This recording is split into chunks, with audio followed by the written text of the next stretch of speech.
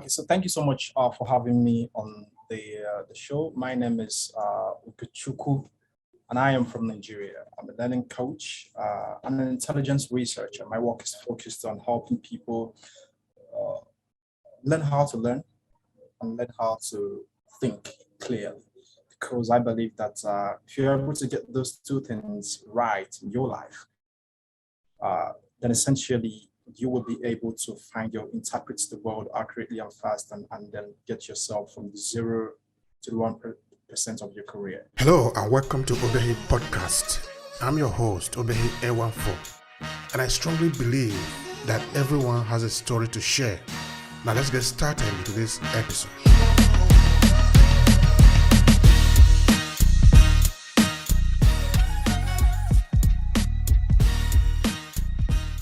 I grew up in Nigeria, and growing up as a child, I had this consciousness of the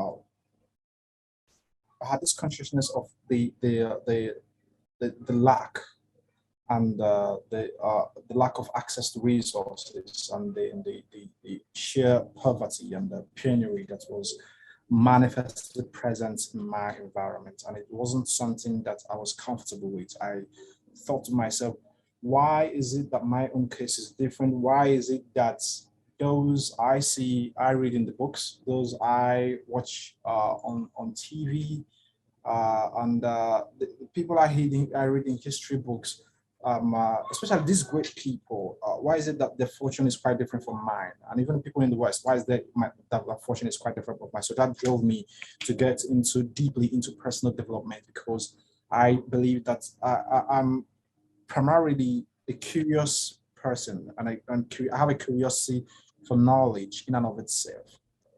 So because of that curiosity, it actually drove me into researching, into trying to find out the things that make people get different results from others. So I invested over uh, uh, 10 years of my life into personal development. I fully immersed myself into that because I found out that at the core of the thing that actually allows people to triumph, allows you to manifest the full potentials of your self-worth and your personality and your capabilities and potentials, that you have to learn how to harness your infinite capabilities that are within you. And personal development allows you to do that. Education on its own, that's formal education on its own, allows you to become a, uh, a capable member of the society from the perspective of the norms and the etiquettes and what of culture and all of that. So formal education allows you to find your place in the society, to find your place in the modern society. But personal development, if you want to achieve personal success and fulfillment, personal development is something that you have to engage in, and it's something that you have to devote your life to in the long term. It's not just something you do for a short period of time, but a long-term investment. So I heavily invested myself into that. And in the course of doing that, because I've begun to ask myself some critical questions, how do you upgrade your intelligence? How do you get yourself to become not only successful in what you do, but help others within your community and your world to also become successful in what they do? So I found out that for you to actually go from zero, from nothing, which is the background where I was raised, that was how it is, or how it was.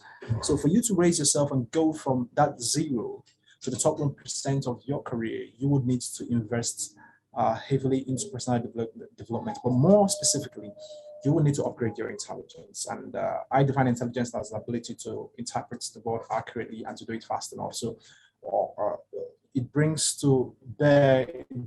together everything that has to do with information processing. It brings together everything that has to do with accurately interpreting the world. And it brings together everything that has to do with harnessing your capabilities, your talents, your skills to be able to leverage your environment and the resources that are in that environment, and then use it to actually achieve success for yourself and for others.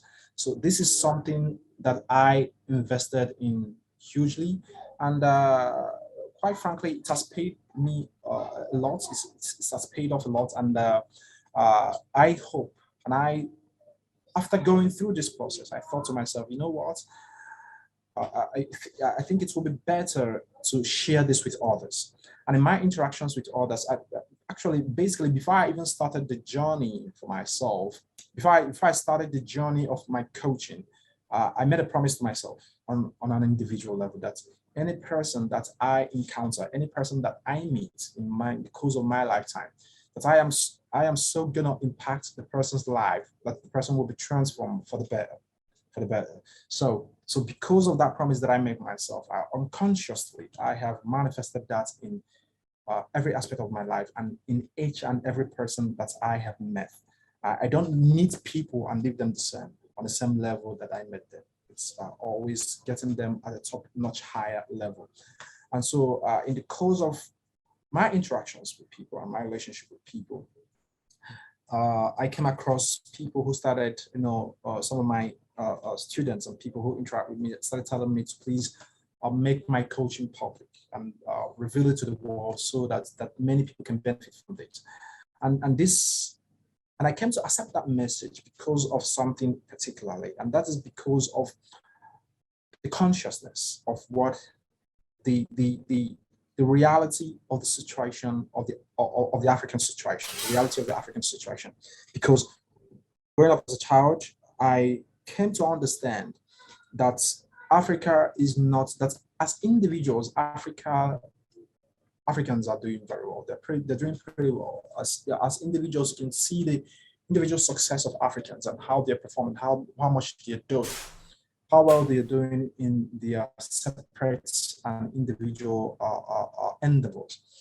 But as a collective, no African nation or community is quite successful. And as I began to research and study and reflect on this, and then even in my interactions, I began to understand that this could be traced back to the identity crisis that the African has suffered and has continued to suffer up until now. So, and that is because of the decimation that's happened to its identity during the colonial the colonial enterprise and all of that, the colonial experiments. So, and I came to understand that for you to solve that identity crisis, you have to begin with first of all understanding the self. And this is where my coaching session with people and everything I do starts from. It starts from a basic understanding of who you are, of what you are and who you are, and then what that means for your society, what that means for your community, and what that means for every other person. So this is what basically my coaching is focused on, helping any person that I come in contact with, first of all, to understand their identity, to understand who they are and what they are, and then to go from there to learn how to utilize, to create an empowering mindset and cognitive skills that will empower them to now go forward to build their lives, go forward to impact the world, go forward to share the value with the world. And specifically the strategy that I use, the system that I put in place that will enable people to do this is it begins with helping them to learn how to think clearly and to learn how to learn. Because if you, in the process of understanding yourself, you have to learn how to interpret and process information. You have to learn how to think clearly. So the exercise in clear thinking, which is the basis of my first book, actually focuses on helping you to distill the information about you and about the world that you exist in. So that process of clear thinking allows you to develop the mental framework that will allow you, that will enable you to accurately process the information about the world that you exist in.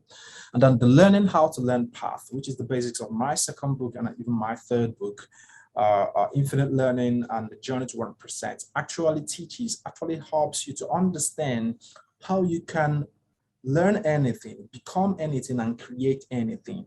So the learning aspect empowers you with the cognitive skills and the habits that will empower you to learn yourself into and out of anything that you find in your life, that you find yourself in your life. So, and this is literally as it sounds. That is how it happens in my business and in my work with people. I try as much as possible to immerse people into a personal development program, what I call reinvention program, which is the basis of also the reinvention workshop that I hold with a lot of students, people who are really interested in this personal development business. So I immerse you into a period, an immersive personal reinvention program for a period of time. It could be 6 months, it could be 1 year, depending. And this allows you to not only reshape your thinking, your mental process of how you interpret information, but also it reshapes your identity, how you see yourself. And then that empowers you to learn how to interact with the world.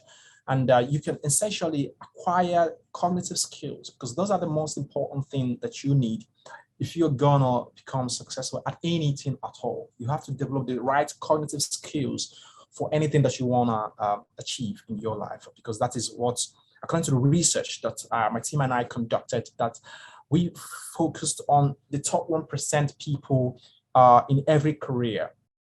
So we found that the people at this top 1% of their career, they have definitive specific cognitive skills that empower them, that give them the ability to learn their way into and out of everything, to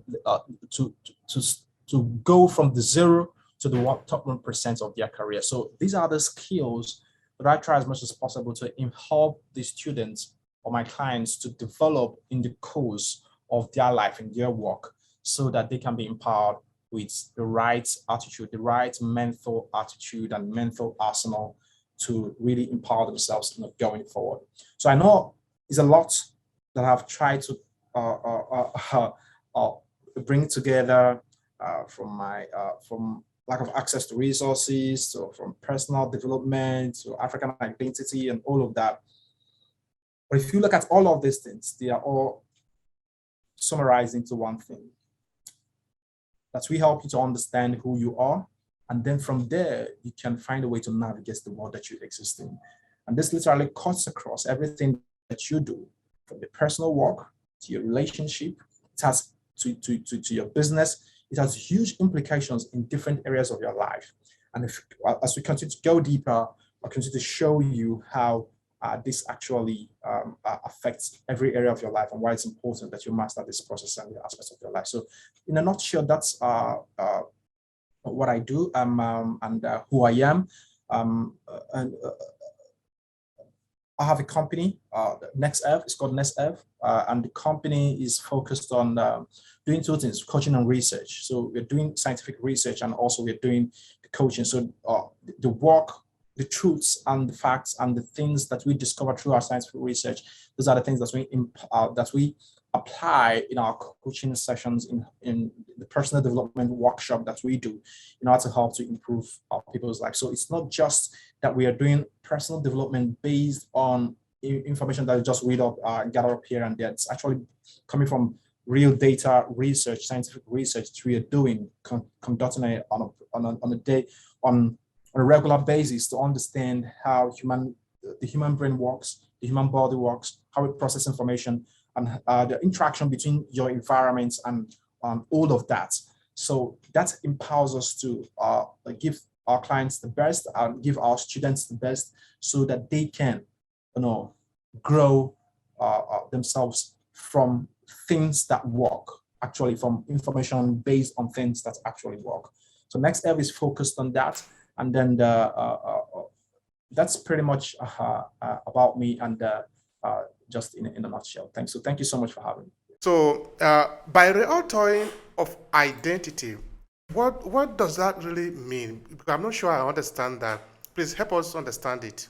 Okay, yeah. So when you talk about reauthoring of identity or authoring of identity, we are talking about, first of all, the whole question begins with the question of the self. So the question of the self is a question that borders on two angles. What am I? And then who am I? Because if you understand the importance of those questions, what am I and who am I? The implications of those questions go deeper into the fabric of your being. It goes deeper to the fabric of the things that you're seeing. It determines how you wake up in the morning, who you talk to, what you do, the kind of work you invest in, the kind of thing that even interests you in the first place, the kind of goals that you set for yourself. Because the self is a goal-oriented machine, and it focuses on the way it interprets the world is by certain goals. It's by using goals to prioritize the different things that focused on at its time and at its moment.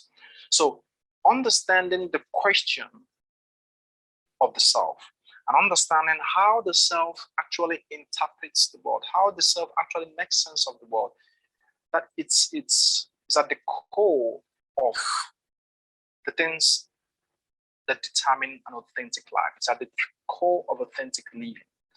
So identity authoring, as part of the programs that I do in my coaching work, is a work that focuses on helping you to craft an identity that actually fits your own narrative.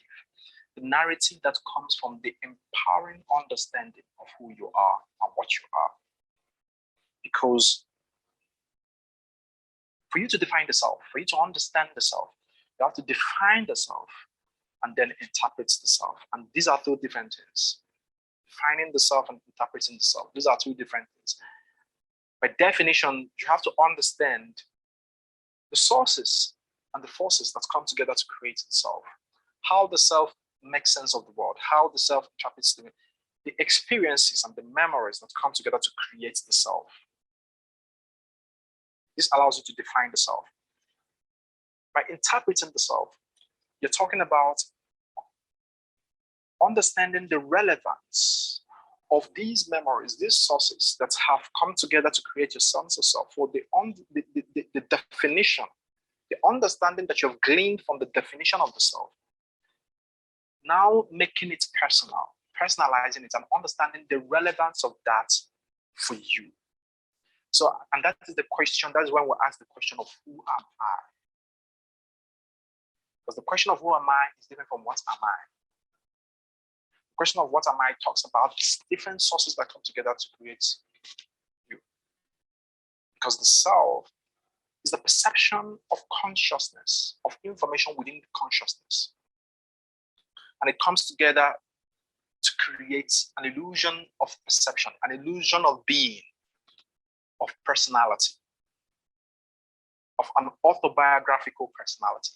So if you understand the sources that come together to create this thing, then you now start talking about, what does this thing mean for me? How should I feel about all of these things that come together to create myself, my sense of self? And so this is now the emotional aspect of it. And so that's where the question of who am I comes in. Because you're now starting to interpret that. Interpretation is the assignment of meaning to experiences to create memories. That's what interpretation is. So you have an experience. That experience, you're going to interpret that experience to determine what it's going to mean for you. So when you interpret that experience, you're essentially assigning meaning to that experience. And so the meaning that you assign to that experience will determine the memory that you will create, and it will determine how you are going to feel about it tomorrow. So after you have defined the self, you now have to interpret the self to know the kind of meaning that you're going to assign to the self. You get the point? And then in the process of assigning that meaning, that will determine how you should feel about yourself. And how you feel about yourself is not a slight question. It's not something that we joke about, because it will determine how others will feel and perceive you. So the question, the interpretation of the self creates the sense of self-worth. It creates self-worth. Self-worth being a combination of your capabilities, that's your intelligence, and how you feel about them for yourself. So it is from that you're going to display and express yourself to the world. And so when you express yourself to the world, people will come to see you in a certain sense based on the information you're sharing to them, the information that you're sharing. Because when you're in people's presence, you're constantly giving out signals that might be unconscious to you, but other people are perceiving it. And then they're using it to assess you and to know who you are, how to interpret you, how seriously to take you, and where to place you in their level of importance, in their significance rather. So it is the self-worth that creates the self-esteem, which is how people perceive you. So that is why this process is very important. So the identity authoring program is a program that empowers you, that allows you to go through this process to define the self and also to interpret the self. So it's a process, it's a series of programs that you're going to go through, a series of training programs that you're going to go through that will allow you to make sense of all of these things. Now, last podcast, we were talking about the African identity crisis, the cause, and how people can actually solve this. And that was when I mentioned the identity authoring. So, which is about crafting an identity for yourself. So, in the identity authoring program is a system that I have set out that allows you to go through the process. You in the process of defining the self. That is where we are going to touch on many of those things that we talked about in our last session about what is the African identity, what is it from. So, what are the memories of the past that make up who I am, that determine my ancestral background. So on that, you're going to touch upon ancestral memories. You're going to touch about multidimensional memories. You're going to touch upon even genetic memories that make up who you are. Get the point? So to understand your DNA at a genetic level, who am I? What are my psychological traits? Am I high in agreeableness or low in agreeableness? Am I high in certainty? In extroversion or low in extroversion. You get the point. Am I high in conscientiousness or low in conscientiousness? And based on my genetic blueprint, what are the things that I am predisposed to? You get the point. So am I predisposed to the need for certainty, having certainty and order and structure in my environment? Am I predisposed to having uncertainty? Am I comfortable with having uncertainty? And that also links to the psychological traits of openness. Can I handle change, rapid change in the environment, and be okay with it? Can I learn under stress? You get the points. And these are very deep and important questions that you need to understand about yourself. And most of these things are built into our genetic blueprints. Though, and it's very true, that you can learn yourself into and out of everything. And so that deals with the second part of coaching that talks about learning, infinite learning. So, but this part helps you to understand your genetic blueprints, your genetic predispositions, the things that you're predisposed to. So, because these things have huge implications for the kind of job that you're going to take on, for the kind of partner you should be with. Get the point? For you to have a stable relationship, your partner, a lot of things come in together. What we call love, how it responds, how it reacts to them. There are certain there's time might fail me, but to go deeper into some of this, but there are certain triggers, personality triggers that work for you that make you have predilection for certain characteristics, that make you love one person and feel attracted to one person and unattracted to another person. At a biological level, you and your partner have to synchronize on the basis on the autonomic nervous system, on the level of your autonomic nervous system, how your nervous system actually processes information. It should actually align with that of your partner. So, but these are the things that you need to go deeper to understand What are my genetic blueprints? What are the memories that come together to create who I am? My history, what is it about? We talked about ancestral memories.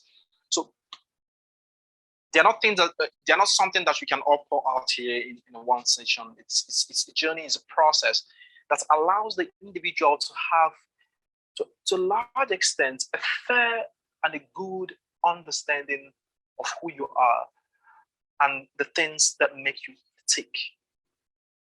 Things that make you behave the way you do. So it is based on these things that the identity altering program is focused on, helping you to define the self. And then after you have done this definition, we're now going to the interpretation. What it does it mean to you? And how should I feel about this? And then how should I go about acting in the world? From there, you can now start talking about certain goals for your life, having a vision for your life, certain goals, and then habit changing mechanisms and processes that we're going to put in place to help you to change for the ones that are not working in your favor, that are not empowering to you. What are the processes that we can put you in place? What are the habit changing processes that we can help you to undergo to change some of these things, to realign yourself for more effective and better results in your life? Thank you so much for that. Now, I'm trying to understand, are there some people who can say maybe are more predisposed to understand some of this mechanism? Because there are a lot of moving parts in the explanation that you have given on. It's not just a straight line process. I want to understand it, no? So are there some people who might find this process easier for you based on your experience, based on the number of clients that you have, who maybe try to straighten out their identity, it become easier compared to some other persons? Yeah, so that's actually, of course, that's the essence of the coaching program, because once you begin the process, we profile you. The other point, so we profile you to understand the triggers, the things that make you, the things you find easy to do, and the things you don't find easy to do. Do you get the point? So, and of course, in the process of understanding yourself, things that define you, you come to understand the things that you are empowered to do easily and the things you're not empowered to do easily. You get the point? So in that process, in that profiling process, we understand where you are on on human needs, on the six core, the six core human needs. That there are certainty, uncertainty, and belongingness, and ability to contribute, growth, and a whole lot of them. So when we profile you to understand where you stand on each on this level, then we also do on the path of the psychology, the personal psychological traits that help you to understand the things, how you process information as an individual, as a human being, as a biological entity, and also on a psychological level, how you process information. So that talks about, are you high in agreeableness or low in agreeableness? Are you high in certainty or low in certainty? Are you high in extroversion or low in extroversion? So in that process of profiling, we now get to understand which kind of mechanism we're going to use in your coaching process. So it's not about these people fit in and then these people don't fit in. No, it's about if you believe that this is something that you need as a core aspect of helping you to grow as an individual, to progress in your life.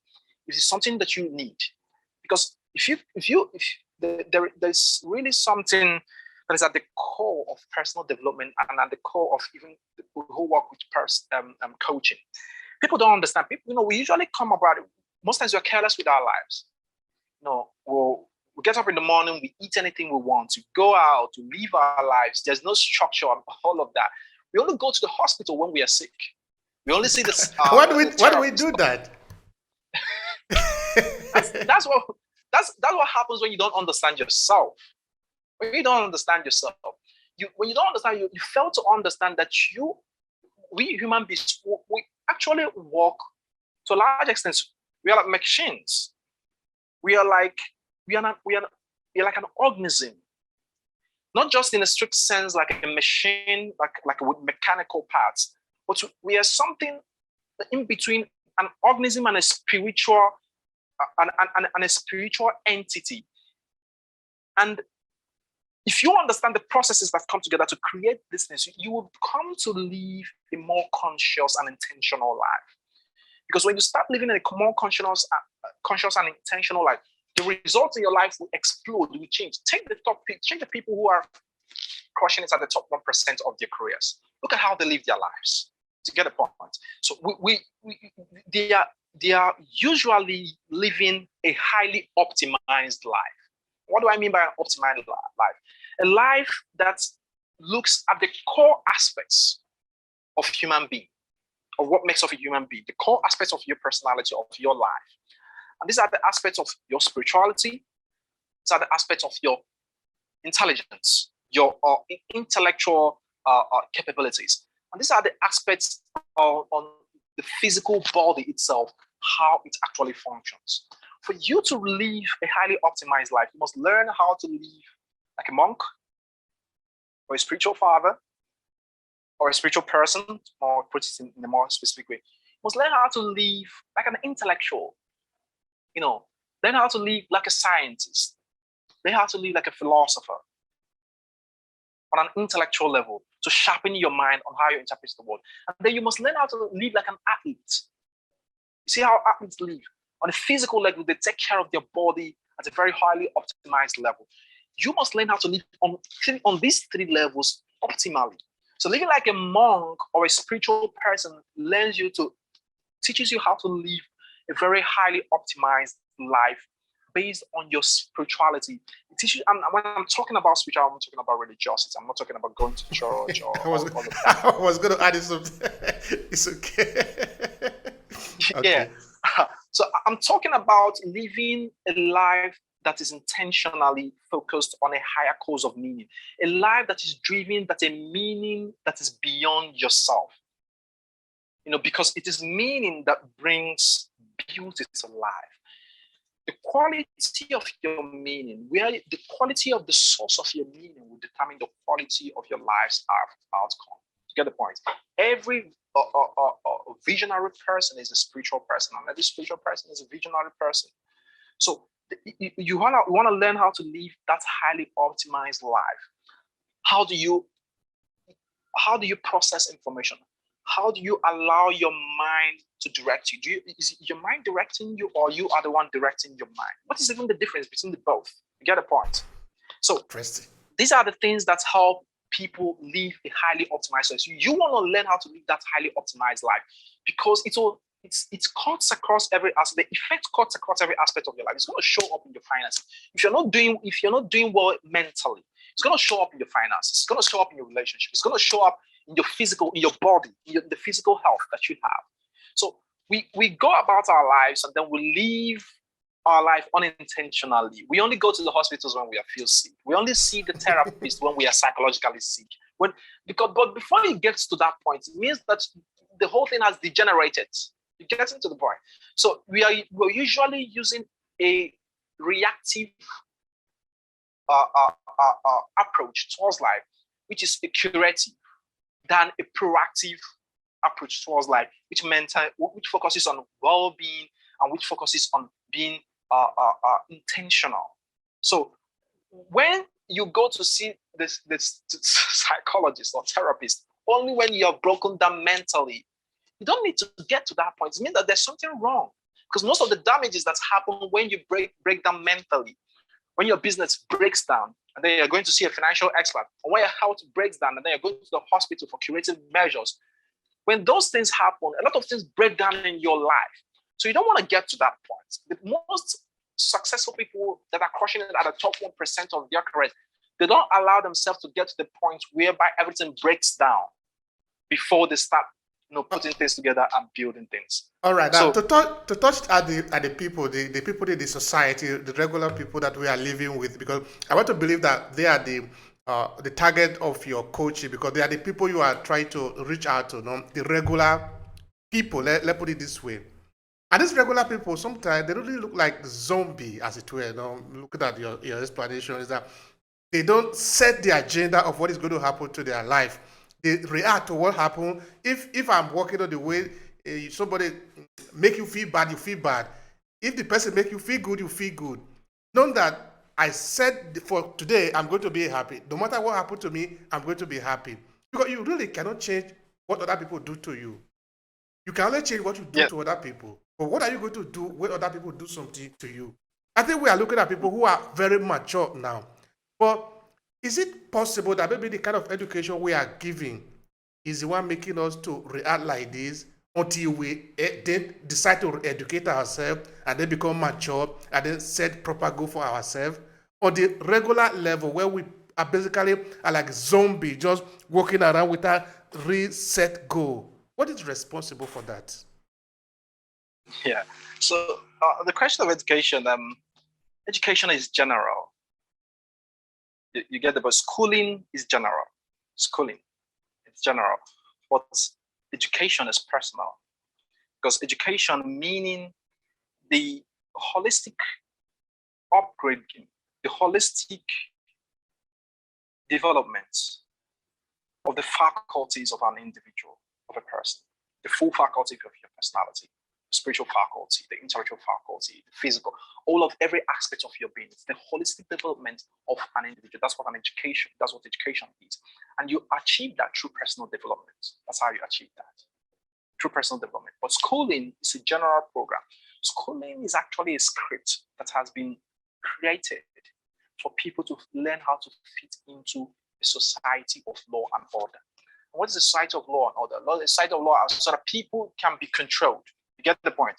Because if everyone does not believe in the same norms, we don't have the same beliefs, we don't have the same culture, we don't have the same rules and norms and policies guiding us to be a free-for-all. So to prevent that, as a species, we developed a normative education. That's what we call it, formal education, that teaches people to act in a certain way. So based on a script. You get the point? So that script has been scripted. And it was scripted before you were born, most of the time. And it was set there. And the people who set it, they were not thinking about you when they set the script. You get the point? So they were thinking of the general side. How do we make sure that there's law and order and these are controlled and resources are distributed? And sometimes they work out for you, sometimes they don't work out for you. So the formal education process, schooling, has its own role. You get the point? So, and it educates you to the point that you become an obedient member of the society, of the group. That's what it asks for us. But you will not begin to live an authentic life until you learn how to unscript, to question the things, the scripts that has been scripted for you. Until you learn how to unscript the script that has been laid out for you. You're not going to live an authentic life like that. Check the greatest leaders of all time, the history makers. Check all of them. Albert Einstein, Mahatma Gandhi, Nelson Mandela. Check all of them. The people who make history and all of that. These are the people that have sat down to question the scripts that have been written for them. And it's only when you come to that point, when you question the script that you are written for you, that you begin to live for the first time. Check the greatest inventors of our time. These are the people that have come together to question the scripts. What does it mean? When you say everybody should go to this place and worship, how does this benefit me and my generation and my life? When you say everybody should go to this place and obey this law and follow this rule, why should we do that?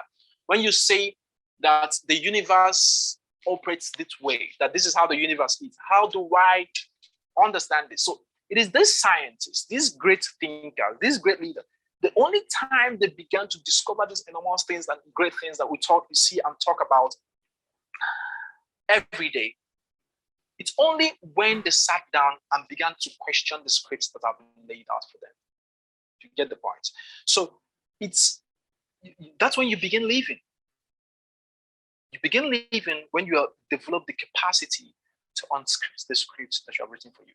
So, and the process of unscripting the script that I have written for you cannot come to you without awareness.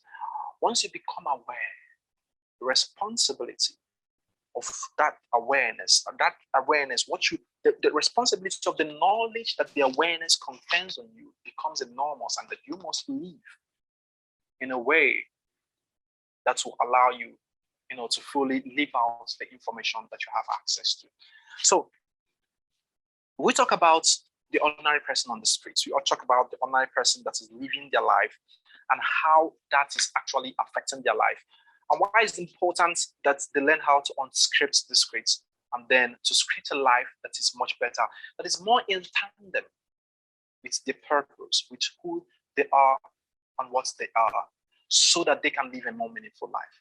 So that is what the program is all about, helping you to learn how to unscript some of the scripts, to question them. And it begins by questioning them and understanding what they are, learning how to define the world that you exist in. Because until a man develops the capacity, the capability to define, he cannot develop the capability to live. Do you understand? Until you harness your capacity to define the world, you cannot develop the capacity or the capability to live an authentic life. Because it's in definition that things begin to make sense, that you develop the ability to grab reality on its own and begin to steer it. You understand? What you can define, you can modify. What you cannot define, it overwhelms you. You understand? That's you can define something. Mm-hmm. Yes. When you can define something, then you can modify that thing. But when you can't define something, it overwhelms you. So you become a subject to it. You get the point? So it is those that understand this. Those are the people that found religions. Those are the people that develop institutions. Those are the people that create political institutions and parties and all of that.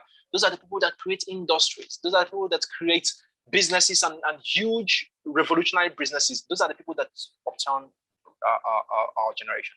So now you might not be out. You might think to yourself, I'm not interested in changing the world. I just want to live my life and then as an ordinary person that I am, and then fulfill my life and take care of my family and all of that, for the average person on the street.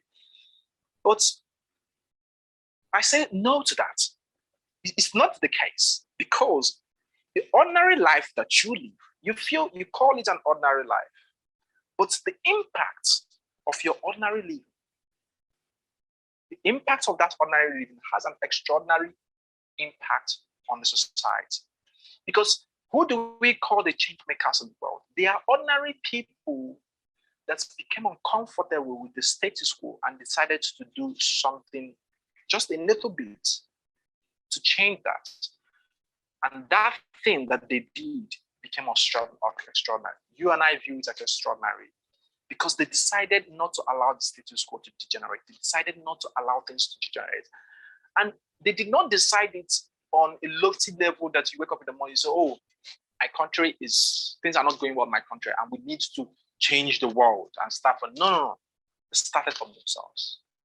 First of all, they understood, what is it that drives me? Who am I? And what am I? And what are the things that drives me? Who determines the things that what political ideology I hold, what religious ideology I hold, what life goals that I pursue, what interests what gender identity that I decide to ascribe myself with. They first of all started from themselves, and then gradually it manifested in every other aspect of their life. So this program is a call. The program that I do with people is a call to duty. It's an invitation for the ordinary person to participate in an extraordinary life. And participating in an extraordinary life doesn't mean that you have to go and send somebody to space and first person to space. Eventually, you can do something more than that. But doesn't mean that it begins with you living a life that other people around you will look onto, and then they will feel empowered by having someone like you around them, and they will be inspired by that. I know how many persons I have looked up to in the course of growing up. Even people around me that I saw doing little things in an extraordinary way. And from there, that's where I gained the motivation and the determination to live differently. Imagine if one of them had misbehaved or acted in a way that was a way that I call not a way that does not support the growth of civilization, a growth of evolution. Imagine if they have acted in an irresponsible way and say, oh, leave this thing, let's live our lives the way we want. I'm sure my life would have turned out differently. And I'm sure that even the little people that I've been able to impact on wouldn't have been the case. So why do different if you have the opportunity to? All right, the opportunity. And then also the general people, who eventually become the ordinary people who eventually become the extraordinary people. I think that is very important for me, Because if the people remain ordinary, they haven't become extraordinary, I want to believe that it's because something is stopping them between where they are to where they're supposed to be. And that is why you are important, what you do. Because if every person is already living their life to the maximum, living the life they were supposed to live, I think the world will be a better place. I believe that, for example, looking at the Industrial Revolution, the world that come after that, people are actually trained to be like mini machine, just responses to the impulses of a program. They are not really living to the maximum, because I believe that human beings are really potential. They are really powerful. We are supposed to be able to do powerful things, but we are just living this routine like just a dog that is eating its own tail. We are just in a little cycle, and it's not helping us. So the question really I have for you, Mr. Ugo, is what is blocking people from living their real, authentic life from your study? Yeah, so that's an interesting question. It boils down to one thing. That is the question of the self. Human beings, we evolved as a species that operates, to a large extent, what has allowed us to live a very successful life as a species is our ability to cooperate effectively and efficiently as a group. You get the point? So we don't live in isolation. And for us to live as a species, for us to live together as a group, as a community, there are things that we have to more sense, I would call it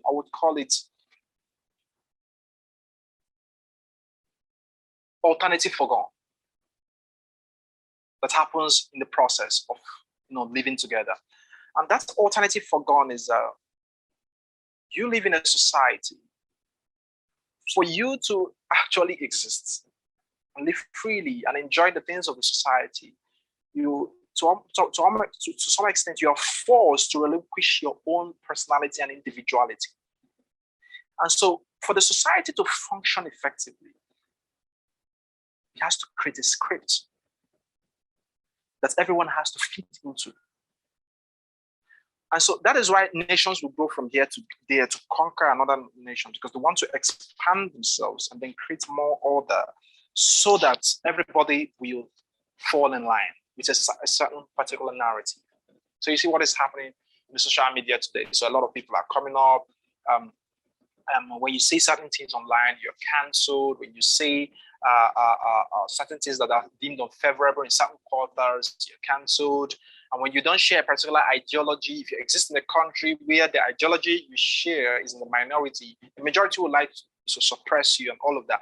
So that is all of these is the tendency of human beings. That's human tendency to dominate and control so that we can create more larger cooperation on an effective level. Sometimes we forget to understand that for a society to actually progress and for us to become successful as a species, we have to be very complex. And complexity talks about learning how to bring together differentiation and integration. Learning how to look at different things, different parts of a system that are diverse in its structure and function, and then learn how to bring a common goal that brings all of them together. So that's what complexity is. So so when you silence a particular group and then you want to suppress everything to become monotonous on one voice, it does not actually engender an environment that fosters complexity, which is the only way our species evolve. You get the point? So you see that tendency in every society, it's in every human culture, it's in every human system, the tendency to make everybody fit into a particular script. So now, at the core of what prevents people from living an authentic life, from seeking to live an extraordinary life that is extraordinary, is this need of the society to create order by removing any dissenting voice, by helping everybody to follow a particular script. For you to live an authentic life, for you to live an extraordinary life, you'd have to question that script. And most times you have to go off of that script, the script that has been directed by society. And the society does not frown, that does not find that funny. It does not really appreciate that because it creates a lot of chaos. It creates disorder within the system. Because the society in and of itself, it's an organism that is seeking to preserve its own existence. So when you try to live an extraordinary, when you try to assert your own identity, understand yourself, and live a more differentiated life or a more complex life outside of the prescribed and scripted order of the society, the majority of the time is seen as a threat. So on the one level, this is what causes it. Do you understand? There's a script, and the force of this script, which is built into our culture, built into our tradition, built into everything that we do, is so powerful that the individual finds it difficult to extricate himself from it. To get the point, the individual finds itself very difficult to chart a personal course, because right from the time you're born, look at as a child, you're born. Every child is very curious.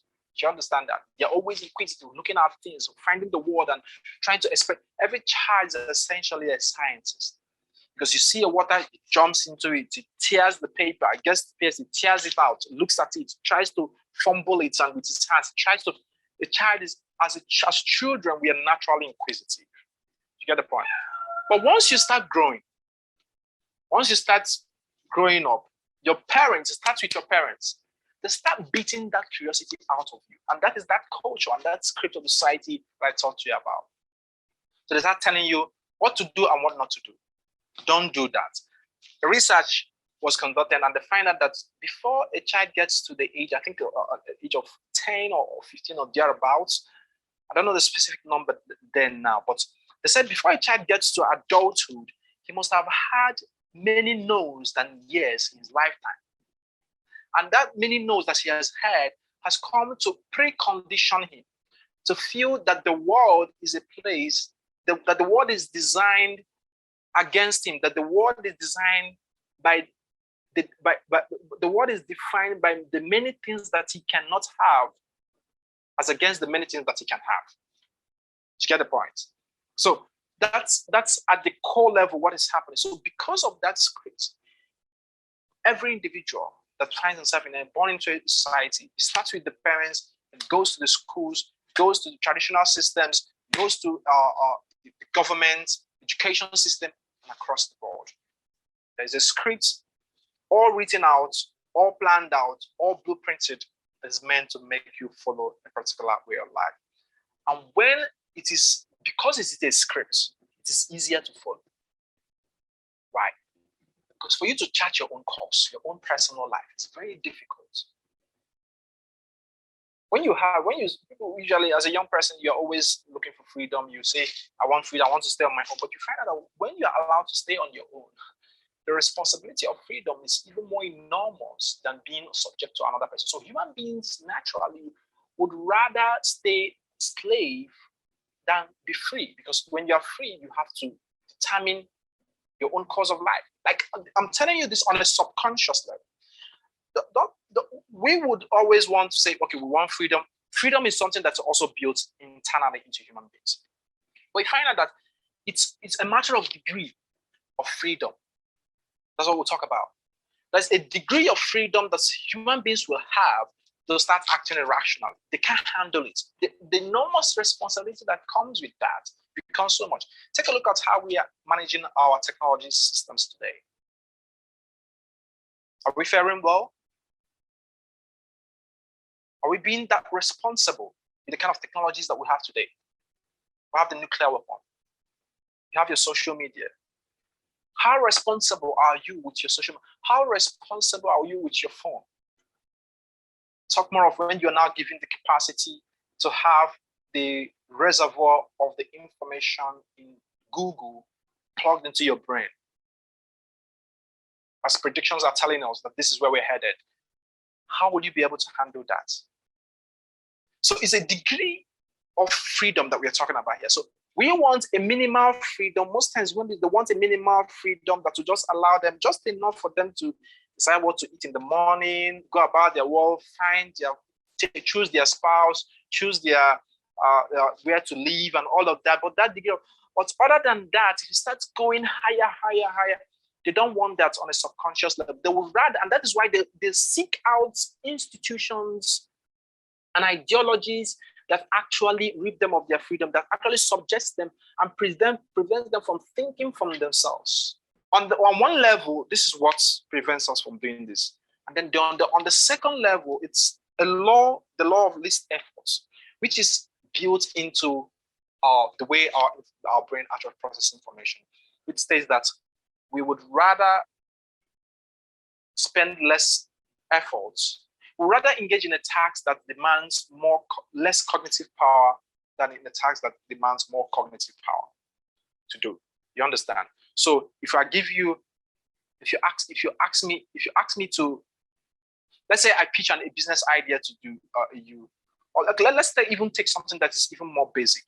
If you tell me to do a math problem, to solve a quadratic equation, it's very difficult to do. I'd rather watch Netflix than do that. You get the point? So that's why if I do it a little bit, I start feeling dizzy, I start feeling lazy and all of that. So I would rather do that. I'd rather look for something that is less demanding for me than engage in that is more intellectually demanding.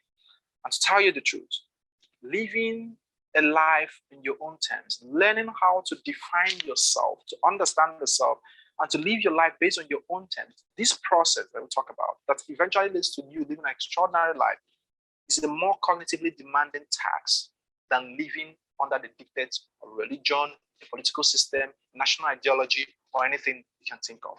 And that is why people would prefer to stay under these systems and live like that, as far as they are allowed the minimal freedom, the minimal space to exercise, just live their life how they want it, than take up the course of living an authentic life based on their own terms. Because that will mean that you have to define what everything means for you. You have to define everything. You have to define rules and regulations and define a lot of things for yourself. And that is not an easy task to do. And as human beings, we're only looking for the easy tap, the easy part in life, no? Not the easy part, the cheap one. Of course, it will never allow you to live the authentic you. Because, I want to believe that those, the custodian of the society, are just as afraid as the individual member of the society. In that, if they were not afraid, they would have allowed people to live with the potential that they have. Now, let's look at our culture, for example. We say, at the end of that road, you shall not go beyond that. Because if you go beyond that, in my place, they'll say something like Odudu. Odudu is basically, it's an imagination of a monster that can kill you, no? Now, at one point, I was trying to imagine, why did they do that? And now I'm looking at the concept of fear. Why do we have to instill fear in people? Is it because we don't want them to break the rules so that the society doesn't crumble? We want to remain what we are? Or is it because we don't want them to run away so that they get lost? Because if we remain always what we are, and that is always what it is, we will never grow. We need to really crumble and then we can rebuild again. This leads me to an important question I want to ask you, because it's also part of what you deal with a lot, which is intelligent research. What does it mean? How do we even begin to gather this intelligence, understanding how the society functions? And within the society, this is us. We are part of it. Because we are not separate now. We are part of the system. I look at it like a big machine where each of us is just a little boat, the little oil, the little nut. Because if you remove me, we remove you, we remove him, there is no society anymore. It is what you do plus what you do plus what he or she do, or minus what I do minus him plus him minus that made up the society, the law, the people, the individual, the citizens. How do we begin to understand this intelligence that bind all of us together? Please help me. To understand at the core of the question you asked about the intelligence that binds all of us together. First of all, before we even start, before I go down into that question, I'd like to define what intelligence is. As I define it, as I understand it, the intelligence is your ability to process information, to interpret the world accurately, and to do it fast enough. Because if you interpret that there's going to be a recession next month, or let's say if you interpret that there's going to be a recession, but you don't find that fast enough to protect your wealth and to protect your resources and all of that, even though you find out that there's going to be it's going to be useless to you because it's going to crush you. You understand, the effects are going to crush you. So you want to find out that thing quickly and then do it fast enough. That was intelligence. It's ability to interpret the world and to do it fast enough. And you build intelligence from observing your environment, from the constant interaction with your environment. You get the point. That's how intelligence is developed. And then you store the results of that intelligence in the memories. Do you understand? So those memories are the meanings, the interpretations that you have given to events that have happened, your experience with the world, the interpretation that you have given to it. Those are the memories, and those are what we call the cultural artifacts that we have. They are imbued with the meaning that we have given, the interpretation we have given to the experiences we have had over the years with our environment. And then from those interpretations, that is what from there we build our systems, we build our culture, we develop our technology and all of that. Now, how does human society progress? Human society progresses in such a way that our technologies grow faster than our intelligence. To get the point. The technologies we have are the things that we build. Technology is simply an extension of the means, which is the cultural unit. The cultural unit, an information about the cultural unit, an element of a culture, a cultural unit.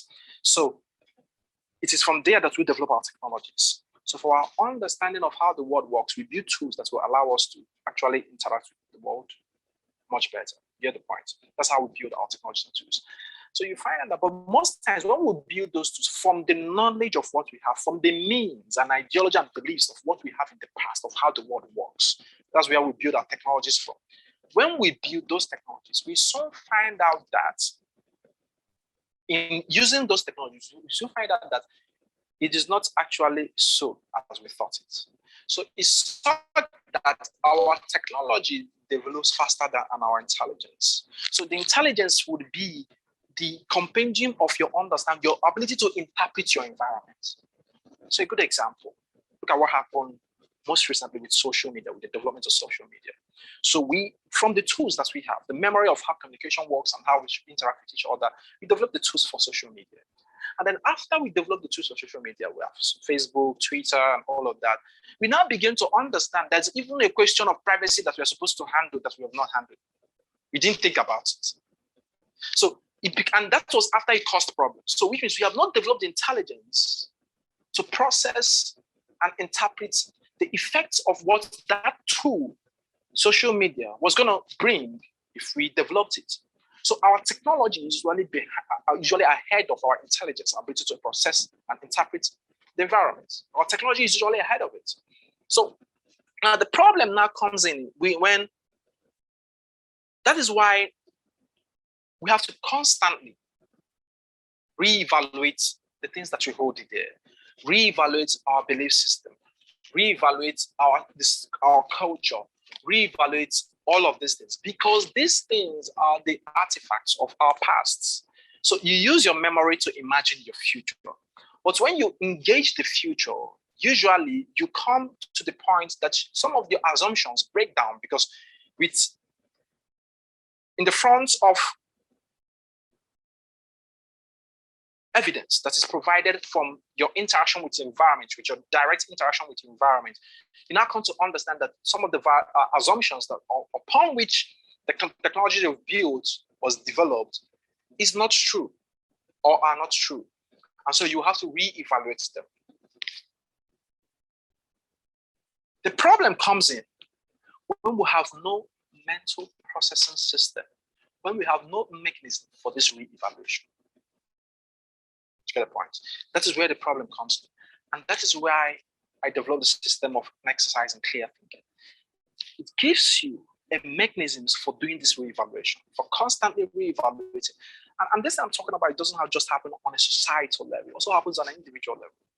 You know, you go up, you struggle, and then you start making money. You feel that when you buy certain things and then gain access to certain things, that your life will become better, only for you to get those things and then realize that things are not going to turn out as you thought that they're going to turn out. So you acquired that phone, you acquired that house, you built that, you traveled to that country, you made those, this, and only for you to get there and discover that these things, they didn't appear as you thought them.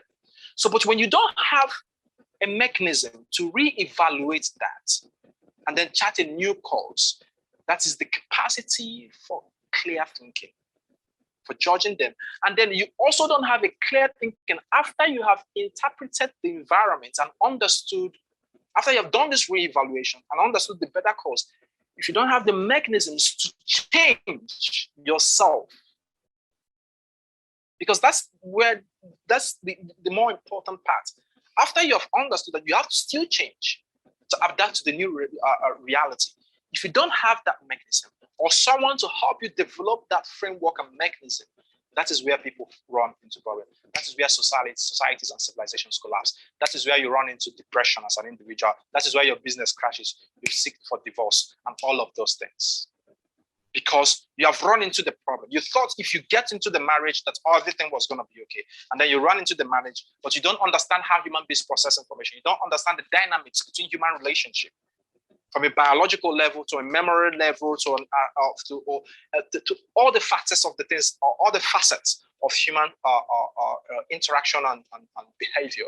You don't understand that. So you run into that, and then you have no mechanism for re-evaluating and interpreting it. You have no mental framework for processing the information. Talk more of a system for behavior change.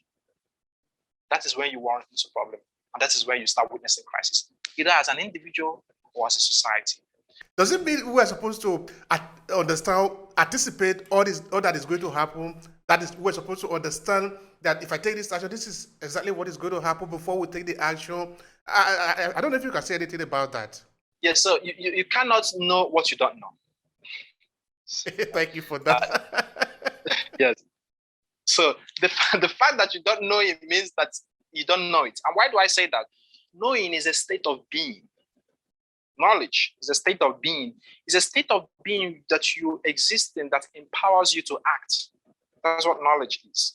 So when you are not in that state where you have in your consciousness the appropriation of the requisite information and the interpretative framework to put those information into practice, if you don't have that consciousness and that framework, if you don't exist in that state, you are handicapped to act.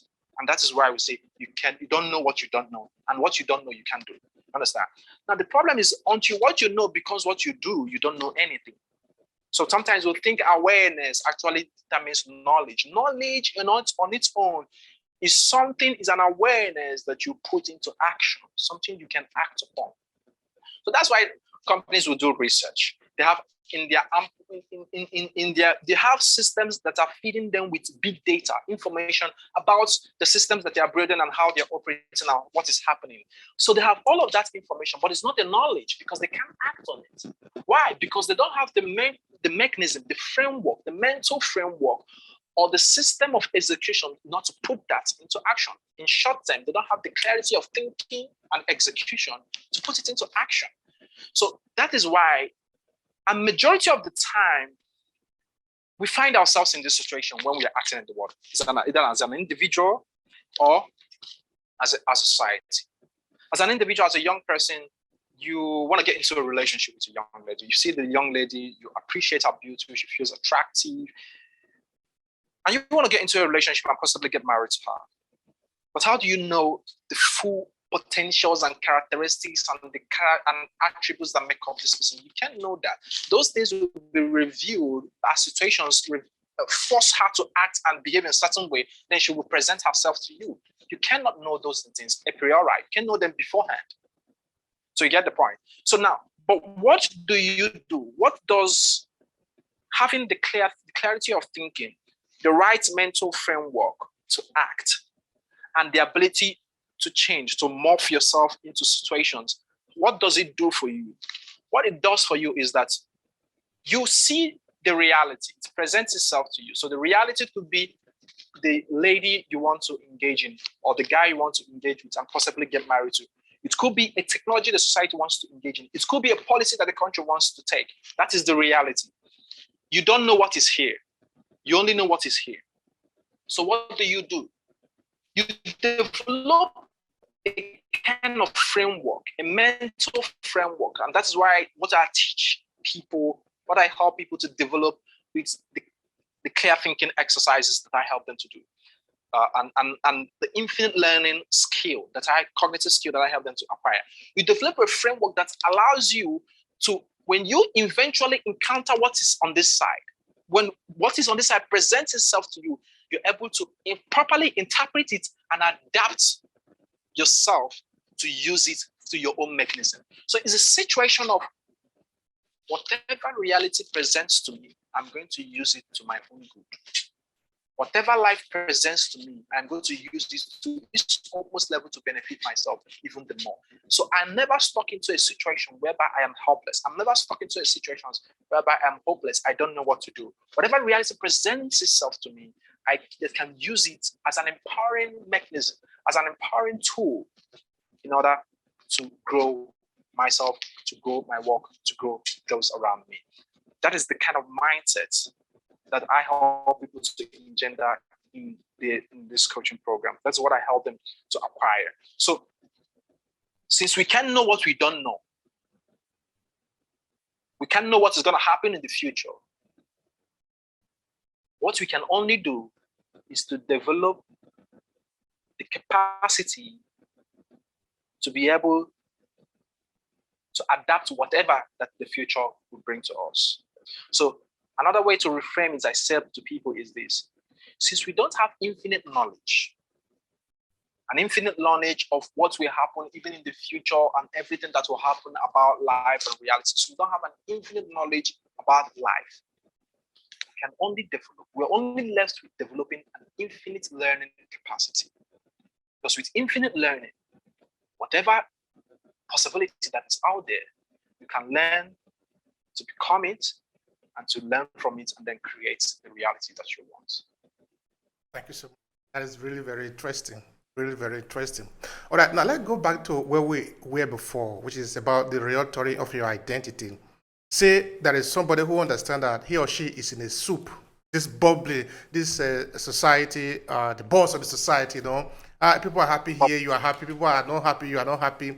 So now you want to be intentional about your life. You want to be purposefully living, you know. So you want to take charge of your life. This person realizes it. What are the strategies to succeed in it? To a large extent, those are some of the things I've reeled out in the course of my, when we started this discussion, when I talked about, if you understand that you don't know what's happening in your life, if you understand that you are, you are like a sheep without a rudder, wandering, being swirled around by the torrents, of the sea. Of course, the societal narrative, all of that. The question begins with the humility to search for that knowledge. And it begins with the quest, an understanding, a very basic understanding. That is what I try to engender in any person that I am working with. To engender a simple but very powerful idea that empowers you to seek knowledge from an empowering perspective. As simplistic it might sound, but it's very, very powerful. What is that? It comes this way. People seek for knowledge for two things. People go for knowledge for two reasons. The first is the fear of ignorance. The second is the love of wisdom. That is why people go for knowledge. The fear of ignorance would be the fear of finances. That if I don't acquire this knowledge, I might become poor. I might not have access to the resources that I want for my life. I might, suffer. The fear of ignorance might be, if I don't acquire this knowledge, my relationship will scatter. I will have to suffer throughout my life. The fear of ignorance would be, if I don't acquire this knowledge, I will be found in the lower crotch of the ladder of the society, and then I will not have access to power. The fear of ignorance could be a lot of things. Anything that basically makes you afraid of, that if you don't acquire that thing, that you are going to be, that the self will be threatened.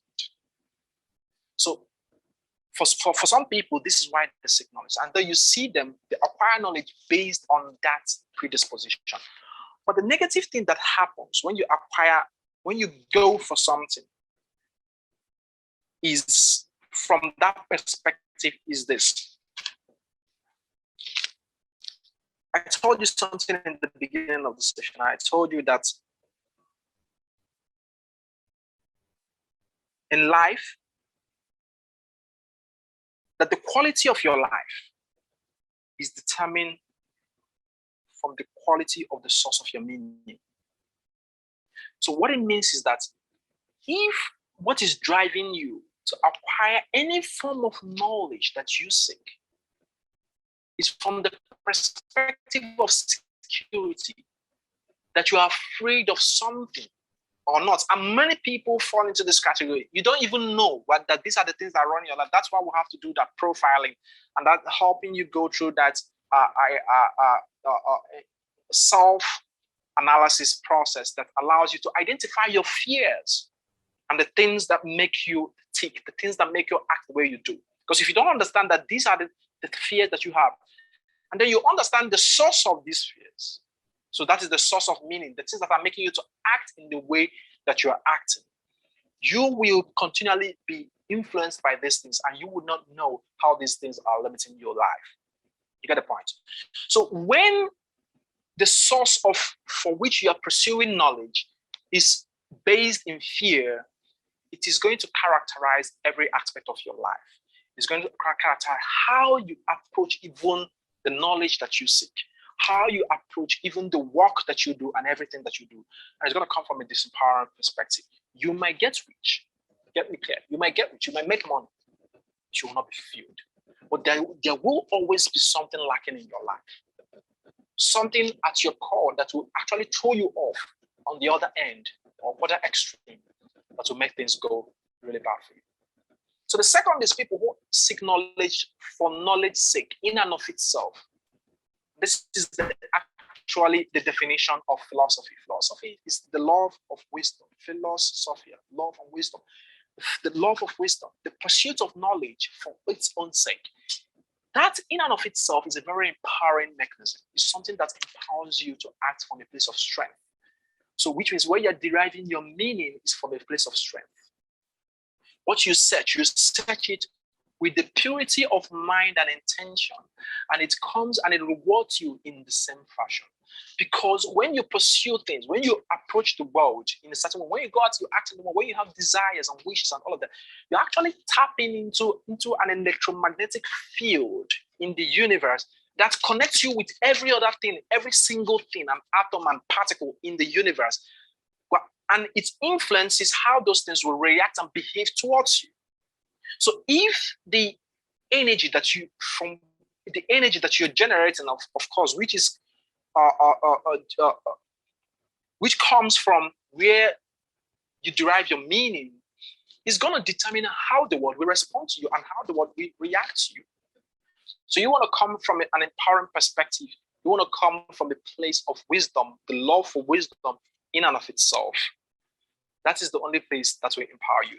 So what does this mean for the individual? What does this mean for how does this self-authoring program actually help you to change the course of your life? In undergoing this program, I help people to actually answer this basic question, to understand from the perspective they are approaching knowledge from and how it's impacting their lives. And then from there, we can then craft an identity, because you don't want to craft an identity that's based on weakness, that is based on fear, that is based on, oh, this people are pursuing me, or this people want to kill me, or this people want to do. It is a reactive mechanism. You want to come from an empowering mechanism, for a place where you're in charge of what is happening in the world, for a place where you instigate the first cause of things. You're the person creating the patterns and you're the one ending the patterns. You don't want to come from that reactive perspective. So that is what the self-authoring program actually begins with, helping you to find out, to understand at the basic core level, what are the things that are driving you to go about the world? What are the things that even that made you look for the kind of job that you are working in now, currently? What are the things that make you seek out the partner that you're in relationship with now? What are the things that made you start the business in the first place? You get the point? So when you understand these things, then we can start answering the other secondary questions that's underlying whether or not your life is successful or not, whether the business is doing well or not, whether the relationship is doing well or not, and every other aspect of your life. Thank you so much for that. Thank you so much. I really appreciate that. Now, you are dealing with an individual, somebody, an entity who have way of thinking and the culture where he's coming from.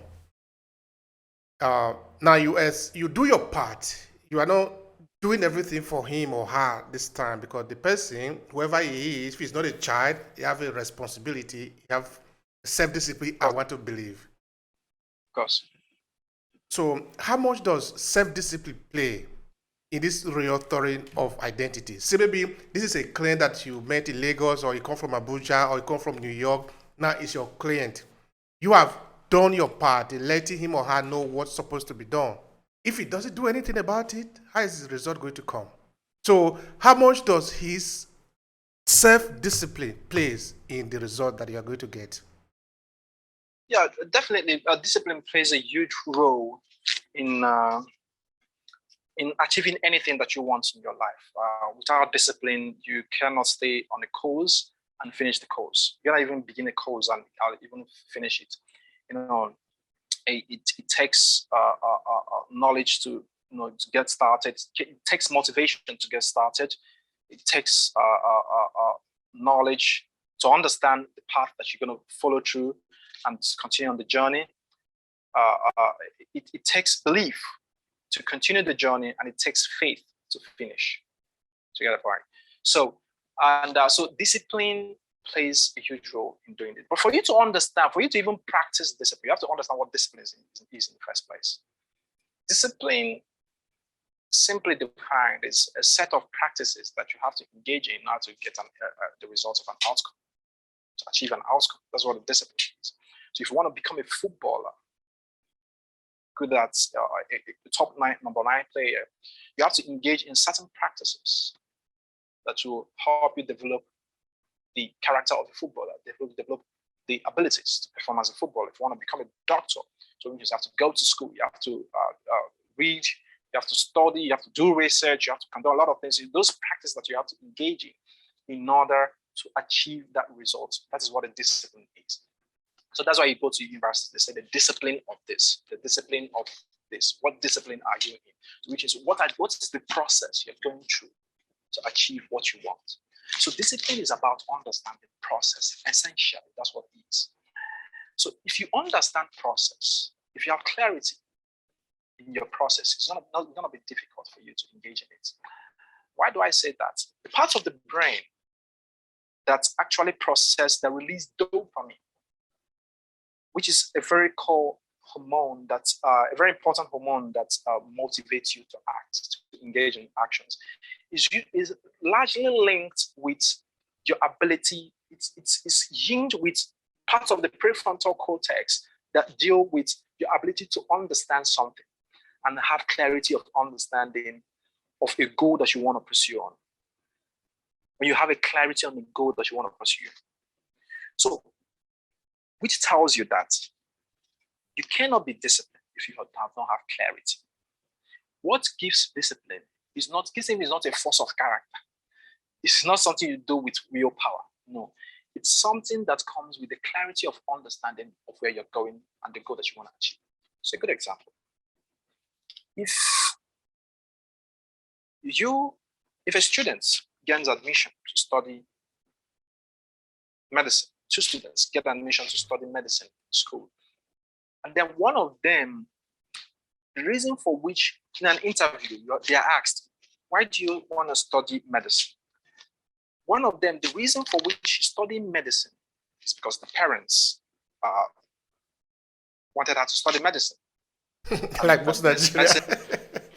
Yes, it's a very fashionable thing. And it's pretty good that it's a respectable profession and people respect you and you make a lot of money while doing it. That is it. But the other person, the grandmom suffered from a dangerous cancer that destroyed her, and the same cancer is threatening the mom's lifestyle, the mom's life currently, that she has to, there's a sense of urgency that she has to study this thing and learn it quickly to save the life of her mom. Something is at stake.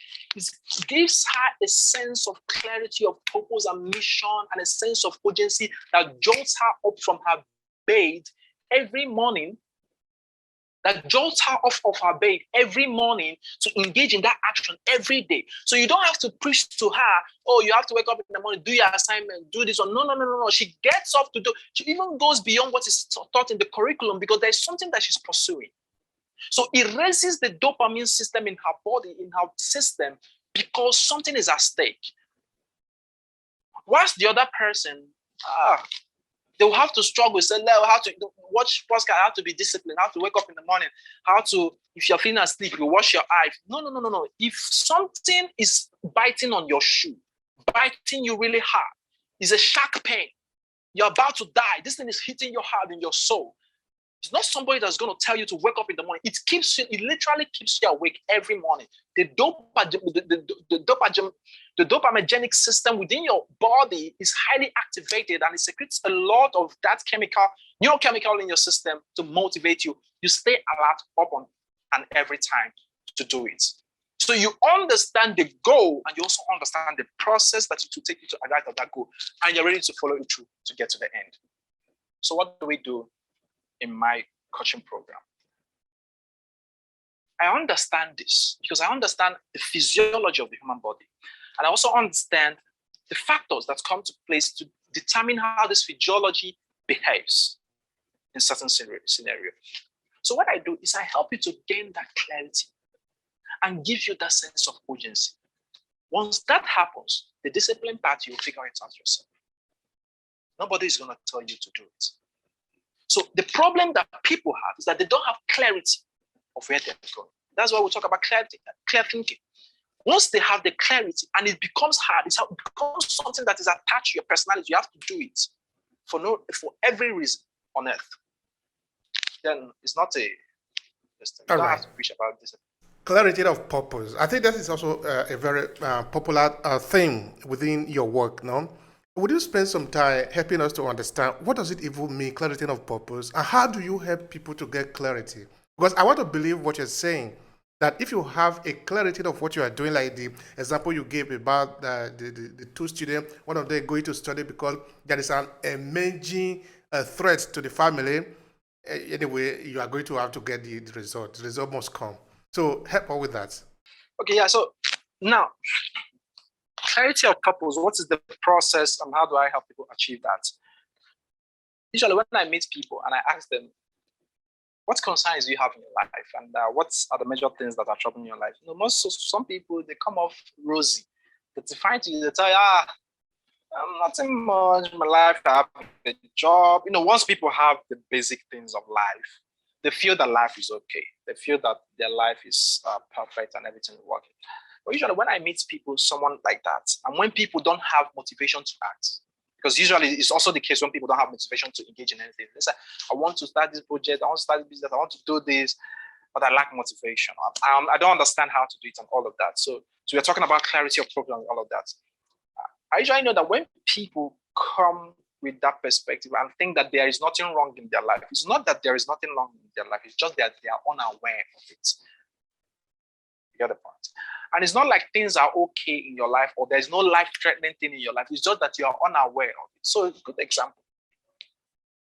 That is why, and this also is at the core of the reason people should invest in personal development, invest in getting a coach or someone that will help you to bring more awareness and clarity into what you're doing.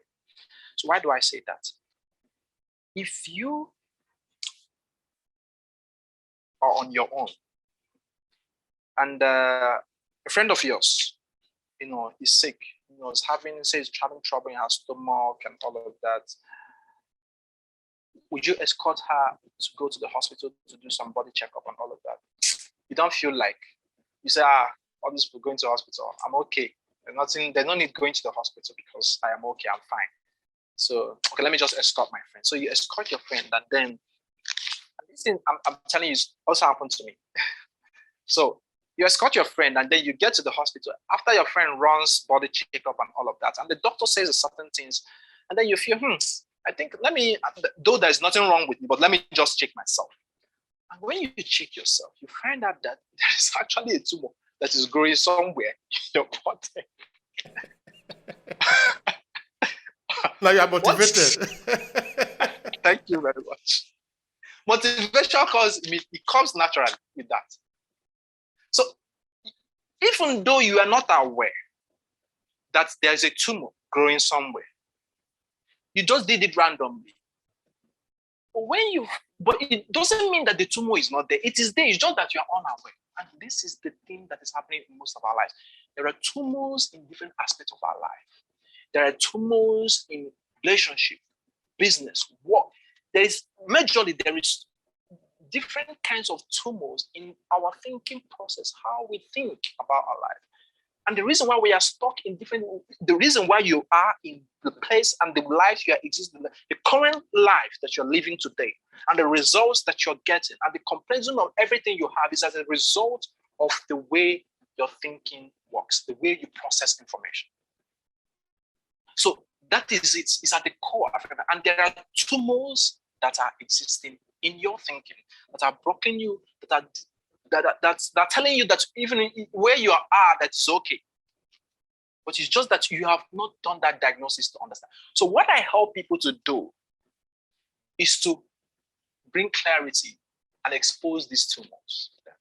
So most times I ask people the question, who are you? What are you? Nobody has asked them that question before. I ask people, what's your plan in the next 10 years, 50 years? What's your plan in the next 100 years? What's your plan for the next 200 years? Because I'm not going to be alive in the next 100, so why plan for that? A very important question, how you think about time. It's actually a course, a program that I help you to go through, how to think about time. Because how you think about time will determine how you live today. It will determine how you interact with others. It will determine the kind of legacies you will leave behind. It will even determine the way you do your business and everything about your life. So what I help people to do is to begin from the clarity of helping them to gain the clarity of the understanding of the tumors in their thinking and in their life, so that they can have the awareness. Once they have the awareness, the sense of urgency will kick in, and then the whole process begins. So for them to see these areas that are not okay. So the importance of clarity of purpose cannot be overstretched, because If you don't know these tumors that are happening in your life, in different aspects of your thinking, your mental processing, and the way you do your life, you're going to be running your life unaware, just like a cancer patient that is not aware that cancer lives in their body. So you get the point. So the whole process begins with helping you to answer those basic but very important questions about yourself. You get the point. It begins with answering those questions. When you understand the self and the equation, how the role it plays in how you process information and how you go about your life, then we can begin from there to start talking about every other thing that affects your life, even purpose in and of itself. Because when we talk about purpose, we're talking about your reason for being, the reason why you exist, the reason for the reason why you exist, and the reason you act the way you do, the reason why you have the kind of curiosities you have in the first place before you even start talking about your vision. It's after you have understood the purpose that you can now start understanding. You can now start drawing out a vision for your life. And then from there, certain goals that will be in alignment with the purpose that you have understood. So it begins with getting that clarity about the self. And then we go from there. Mm-hmm. Yeah. So the clarity for purpose, this can become very important. Your clarity, be clear what you want, no? Because like, you go out for something, you need something. You go there, if you close your mouth, you're not going to get anything because how can I know what you want? I can't help you, no? So you must be clear. Like you said before, we need to learn from the children. I have a son who is 4 years old. If my son wants me to turn on a particular channel of the television, and I turn that channel on, if I change it, he knows. If I don't turn the particular channel that they want, he knows. If the volume is not high enough, he knows. He's not going to pretend about it. He will just tell me exactly what he wants, no? And until I give it to him, he's going to cry. Because that is the only way he's going to beat me, no? Yes. And majority of us, we we don't act this way in our lives because most times we don't know what we want. Because, the script that has been created has so enchanted us and deluded us and has capacitated us from knowing how to even think in the first place, to know what we need and what we don't need. So we don't even know what we want. And even when we are given what we don't want, we don't even know that we have been given what we don't want. So it becomes a very serious issue. So there's a whole lot that goes into, because when we talk about understand the self, people say, what do you even mean? Like, because, and why is that? Because we focus on the noise and leave the foundational issues that are affecting our life. We leave the basic things and then we pursue the ephemerals. We say, the question of the self. Well, the most important thing now is that I need money.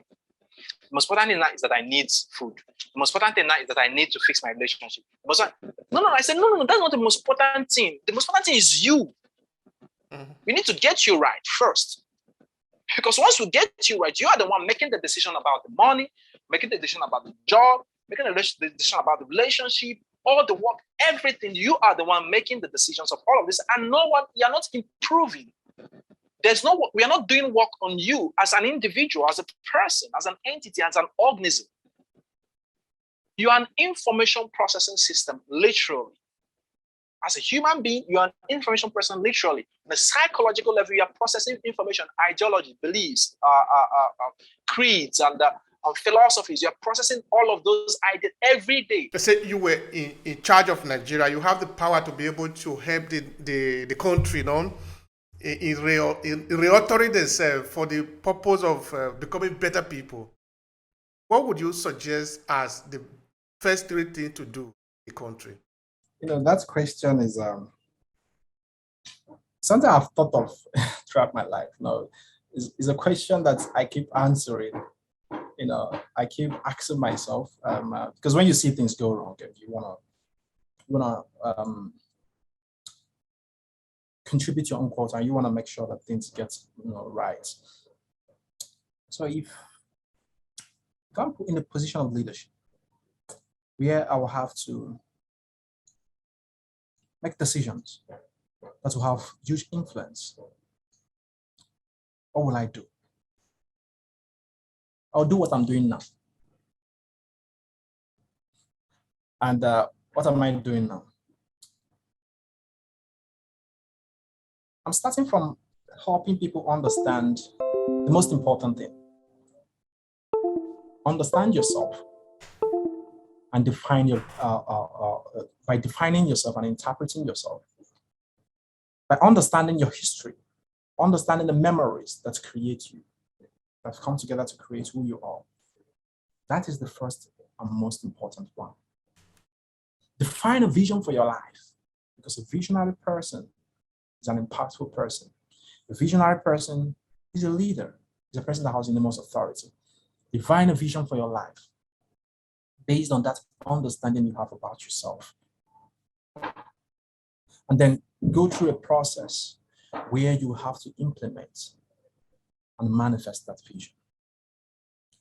Now, these things might sound philosophic and not practical, because when we talk about, when we ask people, you're a leader of this country, what will you do? Say, I'll fix the road, I'll build this one, I'll make the national cake, I'll decentralize the country and all of that. But all of those things are, they are pretty much the symptoms of a more endemic and dangerous problem that is hacking at the core of us. Because if you look at the structure of the country in and of itself, the structure of Nigeria, find out that the country was structured, the algorithm of Nigeria, the algorithm that was used to define Nigeria was designed in such a way that it is only a country for looting. And if you read the history of this country, you understand, I'm not just saying this because our politicians are looting, or some of the politicians are behaving in a nefarious way, that's not what I'm saying. I'm saying at the core, if you read the history, understand, because I love going back to history to understand the blueprints that was set out upon, because we human beings, we just act out scripts, that's all. If you're not ask those basic questions, you just simply acting out scripts other people have laid out for you. So the algorithm that was used to design Nigeria was designed in such a way that it is a country, it's not a country to build, it's a country to remove from, take away. It's a call you come to loot. Check out the Royal Dutch Shell. The first companies that came into Nigeria, that came into the entity, even before we became Nigeria, for what purpose and reason did they come? And for what purpose and reason did they even come and started doing business with the people, the locals at that time? They were coming to take things away. They were coming to take paper, natural resources, and all of that. So they take it to England and take it to Spain and their home countries. They are doing that, and eventually, in order to continue doing that, they brought in their religious leaders to continue the process, to engender the process and make it even more seamless, so that people become more docile. Because if you are more docile, then you're more subservient, and you understand. So that was it. History also has it that even the pre-colonial leaders who were coming from England, as they were coming, those who were sent to rule, who are going to take care of the North, and those who are going to take care of the South, those who are going to rule in the South, and those who are going to manage the Northern province, the algorithm of Nigeria was designed in such a way that the conflict we witness today between the North and the South was engineered from the ab initio, so that those who are going to rule the North were designed to be, they were at loggerheads with each other. The British nationals were loggerheads with each other, even in the ship while coming to Nigeria. So they brought in sworn enemies to come together to stay in the same ship. So they were struggling and fighting each other, even in the ship on their way to Nigeria. Talk more of when they landed in the country. So when they landed in the country, they just unearthed the algorithm, the information that they already had. They just generated this in the system and just allowed it to them. So they just revealed what they were told to do. They just engineered it into the system. So if those who set up the country, the algorithm was such that they were designed in such a way that you come and loot. That's where those companies, that's what we are doing. They're coming and looting. And so the politicians of today simply continue from what they already learned how to do from the blueprints that was already set for them. So that's why when that question is asked, I ask people, first of all, you have to understand why you are doing the things you are doing. What is the script, the algorithm that is behind, that is programmed you to act the way you act? The lack of peace and the continuous rancor and ethnicity and bigotry that have affected the system was engineered into the system. Nigeria is the only country that has gone through a period of civil war and has emerged from it without being transformed. Most countries across the world, after going through a period of civil war, they become peaceful. Ours was the opposite. Why? It was engineered. You weren't engineered to stay in peace in the first place. And then you are also engineered to be looted. That is why our politicians would loot and take it outside of the country. Check other countries, even their corrupt politicians, when they loot, they keep it in the country. They invest in the country. They used to build well to control the resources. And so people benefit even from the loot they have made. Ours will loot and they loot and they take it outside. It is a programmed engineering system. That's something that was engineered into the system to condition both the biology and the psychology and the culture in the country. So I will begin. If I am the country, I am the leader of this nation today. What I will do is what I'm doing today. And that goes to show you that you don't need to stay at the position of leadership. You don't need to stay at the position of power in order for you to exercise what you're supposed to do, your work as a leader. You can lead from anywhere, and literally you can do that from anywhere. Because the only thing you need to become a leader is authority. And authority gives you influence. And an authority comes from the clarity of vision of what to do. Once you're able to map out for the people a clarity of vision and a sense of purpose of how to go about it, to go for something, they will follow you. You understand? So if I am to lead this country, what will I do? I have to help them understand this. Understand the self. Understand what has created who you are today. Create a new sense of vision. So we have to end the old algorithm and create a new algorithm for the future. That's the vision. And then from there, teach people how to learn and then create the life they want for themselves. All right. Mr. Ugo, what kind of tools do you use to be able to tap into the people and help them to recreate themselves? Because the question of identity is deep, not just deep, several layer deep, and it is very complicated. How do you manage to tap into those resources in the people and then eventually help them to rectify the errors in the machine that is not functioning well? Yeah, interesting question. Yeah, tapping into people, the tools that I use are tools of the mind. Tools of the mind, tools of thinking,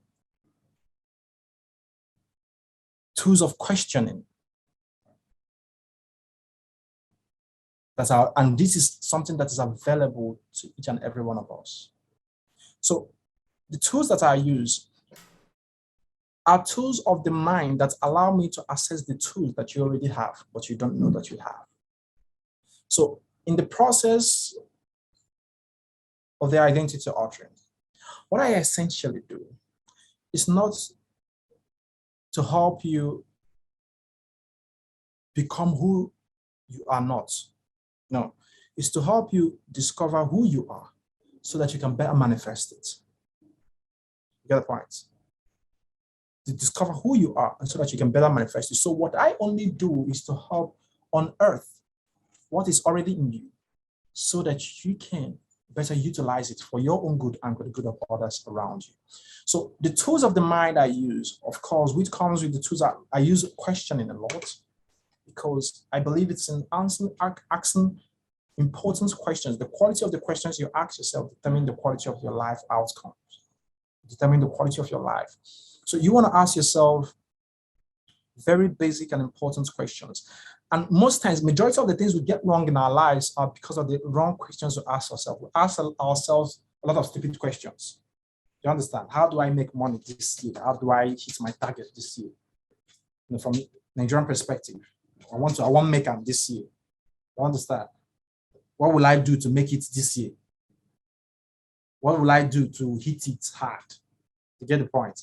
So sometimes we ask even the wrong questions. What is wrong with my partner? What is wrong with this person? But the answers that we seek, the real answers that we seek that will assuage our needs are not in these questions that we ask, at least are not in the kind of questions, how we have framed the questions. And that begins with empowering people with the power of definition, which is what I tell you. I said at the beginning of this story. So in my sessions with people, I empower them, first of all, with the capacity to define the world. If you learn how to define the word, anything you cannot define overwhelms you. What you can define, you can modify. So once I empower you with the ability to define the world through a series of cognitive skills that I teach, empowered with that ability, you can ask the important questions. You can ask the pertinent questions and then answer those questions. And answering those questions is a process you go through. It's not a verbal, who am I am, then you rel it out. No. Who am I? Then you begin a set of research processes and attitudes and behavior change mechanisms that you have to put in place in order to answer that question. So the tools of definition, the tools of the mind, it begins with shaping how you think, helping you develop the right mental framework to interpret the world. That's the first two, tools of the mind. Tools of questioning, helping you learn how to ask the right questions and answer them. And the tools of the mind, the tools of questioning, and the last that I mentioned, which is the tools of helping you learn how to define things, the tools of definition. So empowered with these tools, these three important tools of the mind, tools of questioning, and tools of definition, you're almost like a god. You become invincible. And then finally, if I forget, the tools of learning. The tools of learning will help you to learn how to learn yourself into and out of anything. So if you can learn how to think, learn how to ask the right questions and answer them, learn how to define the world and interpret it, and then learn how to learn, I think you will become the most powerful person and a powerful person that will ever exist, because it empowers you, it allows you to act from a place of strength. You can question reality and then go through a process, investigate it, and then go through a process that will allow you to adapt to suit yourself into the situation. So these are the tools that I use, and it's very powerful. And it's something that has worked for me, something that has helped me shape my life. And it's something that I believe, and I have seen shape the life of others. And something also I believe that if more people come in, any person that comes in contact with me, we witness the same. How can people find your course? What are your offer out there? Books, courses, the way to connect with you? Use these few seconds to promote yourself. Please go ahead. The programs that I do are usually one-on-one programs, do you understand? So I also train people in groups for executive trainings and for people who sign up for group program. I hold monthly events monthly workshop. It's called Reinvention Workshop, more like a clinic, where people who wants to reinvent themselves, come together, they ask important questions about their lives, and then we try to treat some of these important questions for themselves and empower them with the right mindset and and tools to help them to get on the right footing and start making quick and better decisions for themselves. So if you're not ready to transition and maybe sign up for one-on-one personal coaching, which is what I for now what I focus on, you can still join the club. You understand? Get a membership and then join the Evolve Project community, where we do these programs every month, 3 times every month, and you can be part of that reinfection workshop. So that is the first time. So the second one is that I do private coaching. So people can sign up for my private coaching one-on-one, where I help you focus on you and help you to get the best results out of your life. You understand? So most times, people will not get the most out of the general session. You get the point? So the more one-on-one relationship, and it's even more effective because most people who are results oriented, they like this process because they want their life to be optimized. If you're a kind of person that wants to live an optimal life where you constantly have a feedback mechanism, a training and a feedback mechanism. So you go out in the world, you act, and then you get feedback, and then someone helps you to interpret that feedback, and then you cross correct, and then you go back. That is actually how life is lived. You live your life like an athlete. Do you understand? That is going for an Olympics. So you have to prepare, get feedback, and then you go back. That is how the best of the best you see in our world. That's how they live. They have people, coaches, training different aspects of their life, finance, in the areas of finance, relationship, personal development, and spirituality. Talk any aspect of it that you want. And of course, I have the general mentors that are also focused on general aspects of their life.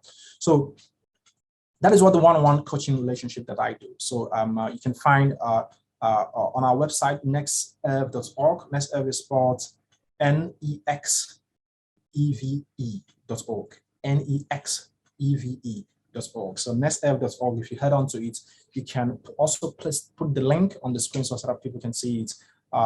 So if you head on to on that, you can see some of our coaching programs. Or if you're unsure what you need, whether what you need is a one-on-one coaching program, what you need is a personal development program, what you need is just mere direction. If you're unsure, you can book a one-on-one session with me, free sessions with me, like that happens for at least 2 times. That allows you to get to the point where I help you to actually process some of the information, ask the basic questions, and help you process some of the information, and even know whether this program is something that you want for yourself. So that is on the personal level. So about the courses, I have no courses yet, because I believe when it has to come, when it deals with personal development, it's usually more effective when you are interacting with people and you're getting most results out of them. But eventually, we're working on courses that are going to be produced later in the future. Whilst we are working on that, you can still reach out and get some. If you check out on YouTube, you can see some of the videos on the website. You'll see our videos on Facebook. You can check out my personal page, Ugo Chukwu. It's quite unique, with hyphens that define how you can pronounce the name. So here and there. So if you check out that Ugo Chukwu on Facebook, you'll see a couple of videos where I define the concept of self, intelligence, personal development, memory, information processing, clear thinking. Some of these topics that I talk about, you can find some of those videos there. I also did a full series on intelligence upgrade, where I detail some of the principles that you can glean from my latest book, Journey to 1%. So it's called Intelligence Upgrade. You can also check it out on Facebook, so you can watch some of those videos there. I'm an author of 4 books. I published 4 books. My first book is on exercise and clear thinking. I talk a lot about clear thinking. So it's really about helping you to learn how to develop the mental frameworks to interpret the world accurately and to do it fast enough. And then the second is Infinite Learning. I actually wrote it. It's a book dedicated to students, but as an adult, you could also find it very useful. Infinite Learning, that helps you to develop the learning skills to become an infinite learner, to learn how to learn, become, and create anything that you want. So detailed principles based on science, especially neuroscience, on how the brain works, so that you can learn how to process information and also engage behavior change in the right way. So my third book, which is Words 21 lessons for people in their 20s, people going through, young people in adolescents, and then people in the 20s. So it's just a collection, my reflection on, I think, what every young person should know before they enter into adulthood, before they go into adulthood and start making decisions for themselves. What the important lessons that they should know going forward. So it's called Words. So you can also find it on Amazon. Then the final book is the one that I published last month, specifically. That's Journey to 1%, where I teach cognitive skills that will empower you to learn how to go from 0 to the top 1% of your career. So cognitive skills based on research that show the basic skills, mental skills that the top 1%, people who are crushing at the top 1% of their career, the kind of mental skills and cognitive skills that they have that drive them to act the specific way that they act, that even if you take them from one industry, take them from their industry and replace them in another industry, they're going to still get to the top 1% of their career. So it's something very powerful that you should check out. So the books are on Amazon, they're on they are also on the Next Ev website, so you can check out or find them, any of them. So I'm available on LinkedIn, Facebook, Twitter, and YouTube. Instagram also. That's beautiful. So all of you that have listened to the podcast, you know where to find Ugo Chukwu if you want to connect with him, because as you can see, he's a guy that is full of intelligent information that can benefit you. So that is why we are taking the time to cover the different aspects of the conversation. All right, now for somebody that is starting out in personal development, especially related to what we have discussed, whether in this episode or in the previous episode related to self-improvement, identity, and regulatory of identity, where do you think this individual should start from? Yeah, I believe someone is starting that journey, like I would say, you start from yourself, and then you start from answering those two basic questions. What am I and who am I? And those are sessions that you have to go through, and I'm going to give you a couple of practices. For people who sign up in the program, I'll give you a couple of practices that you're going to go through that will help you to gain the clarity to answer those questions. To gain the clarity that will help you to answer those questions. So that's where you should start. It starts from the self, and it starts from asking those questions, learning how to define and interpret the self. So it begins from there. So my coaching program basically focuses on helping people start from there, because usually tell people start from where you are. No matter what problem you're witnessing in life, start from where. But that's the wrong advice. You don't start from where you are. You start from the beginning, and the beginning is the self. Because if you get it wrong from the beginning, every other thing is wrong. No matter how far off you are on the wrong way, always come back and start from afresh. You will find the right path. So it begins if you find the path for yourself. Literally, you will find every other way will be well defined for you. So that's why Latu will say, account him as the greatest, the man who has learned to conquer himself. Yeah, so on the final level, the only thing now, it will come in form of a question. And that is to the audience who is asking this question. How well do you really know yourself? And how well do you think the knowledge that you have about yourself is affecting the results of your life currently? This is an important question that you need to ask yourself. To what extent are the things that are happening in my life being affected by the knowledge I have about myself? How well do I know myself? We've said enough in the course of all of this, in this program, this interview. But I think that's an important question that you need to answer for yourself. How well do you know yourself? And how well do I also know people around me? I'm going to leave it like that. I'm not even going to add anything to it. So I want to thank you so much, Ugo Chukwu. It has been very, very important conversation, what we have had. Thank you so much. Thank you so much, Obehi. And I love the work you're doing. Extraordinary work, giving a voice for people to share the story and share their experience. You cannot say enough the impact that the work you're doing is having. No matter how little or how little the audience or people reach it having, but for any person that listens to this, any person that comes in contact with this, each and every one of us grow to our full potential. So thank you so much for doing the work you're doing. Thank you so much. If you enjoy this podcast, make sure you subscribe so you never miss any of our future episodes. Rate and review Obehi podcast and share with your friends who might need it. I remain Obehi Ewanfo.